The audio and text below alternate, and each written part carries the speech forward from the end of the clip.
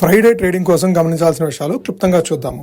30 points వరకు నెగిటివ్గా open అయిన నిఫ్టీ 10 గంటల టైంలో 23,858 లెవెల్స్ వరకు ఫాలో అవుతూ, అంటే ఓపెనింగ్ తర్వాత ఇంకో 20-30 పాయింట్స్ వరకు డౌన్ సైడ్ మూవ్ అవుతూ 10 గంటల టైంలో వచ్చిన షార్ట్ కవరింగ్ తోటి 23,980 వరకు రీచ్ అయిన తర్వాత అక్కడి నుంచి వచ్చిన సెల్ ఆఫ్ తోటి 23,860 వరకు మళ్ళీ ఫాలో అవడం చూసాం. నిఫ్టీ చివరికి 6 పాయింట్లు కోల్పోయి 23,907 దగ్గర క్లోజ్ అయితే సెన్సెక్స్ 141 పాయింట్లు నష్టపోయి 75,867 దగ్గర క్లోజ్ అయింది.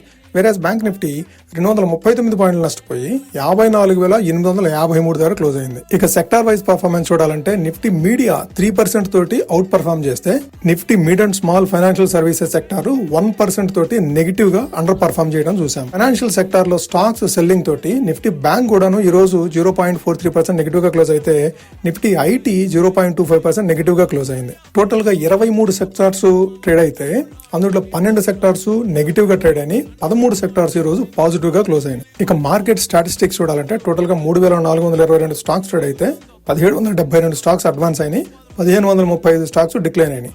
అడ్వాన్స్ డిక్లైన్ రేషియో ఆల్మోస్ట్ 1:1 గా ఉన్నప్పటికీ కూడాను అడ్వాన్సెస్ ఈ రోజు కాస్త డామినేట్ చేసినాయి అని చెప్పుకోవచ్చు. ఇక ఈ మధ్య కాలంలో పతనానికి గురవుతున్న మన రూపీ విలువ కాస్త స్టేబుల్ గా ఉందని చెప్పుకోవచ్చు. గత 2 రోజులుగా 97 రూపాయలకు రీచ్ అయిన తర్వాత అక్కడి నుంచి వచ్చిన రికవరీ తోటి ఈ రోజు కూడాను 95 రూపాయల 70 పైసల దగ్గర ట్రేడ్ అవుతా ఉంది. ఇక క్రూడ్ ఆయిల్ విషయానికి వస్తే 96.75 దగ్గర స్టేబుల్ గా ఉందని చెప్పుకోవచ్చు. నిన్న $99-100 వరకు రీచ్ అయిన క్రూడ్ ఆయిల్ ఈ రోజు 96-97 మధ్యలో ట్రేడ్ అవుతూ ఉంటాం చూసాం. రేపు మన మార్కెట్ లో సెలవు ఉంది. రేపు క్రూడ్ ఆయిల్ ఏ విధంగా ట్రేడ్ అవుతుందనే దాన్ని బట్టి ఫ్రైడే మన మార్కెట్ లో ఓపెనింగ్ అనేది ఉండొచ్చు. ఇక ఇన్స్టిట్యూషనల్ యాక్టివిటీ చూడాలంటే ఎఫ్ఐఐస్ 2,408 కోట్ల వర్త్ ఆఫ్ స్టాక్స్ సెల్ చేస్తే 26వ తారీఖున డిఐస్ 1,361 కోట్ల వర్త్ ఆఫ్ స్టాక్స్ బై చేయడం చూసాము. ఎఫ్ఐఐస్ డిఐ సెల్ చేసిన దానికంటే డబుల్ ద క్వాంటిటీ సెల్ చేయడం కాస్త ఆందోళన కలిగించే అంశమే. ఎఫ్ఐఐ సెల్లింగ్ మాత్రం కంటిన్యూ అవుతూనే ఉంది.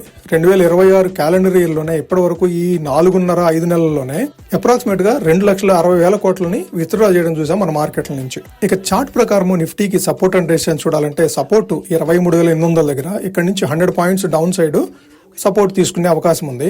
అదే రెసిస్టెన్స్ చూడాలంటే 24,100, అది క్రాస్ చేస్తేనే మరలా అప్ సైడ్ మూవ్ తీసుకునే అవకాశం ఉంది. అప్పటి వరకు కూడాను ఈ 300 పాయింట్ల మధ్యలోనే 23,800 నుంచి 24,100 మధ్యలోనే ట్రేడ్ అయ్యే అవకాశం కనపడుతుంది. అదే సెన్సెక్స్ కి సపోర్ట్ అండ్ రెసిస్టెన్స్ చూడాలంటే సపోర్ట్ 75,600, అది క్రాస్ చేసి బిలో సైడ్ మూవ్ అయితే 75,000 వరకు కూడాను క్విక్ గా ఫాలో అయ్యే అవకాశం ఉంది.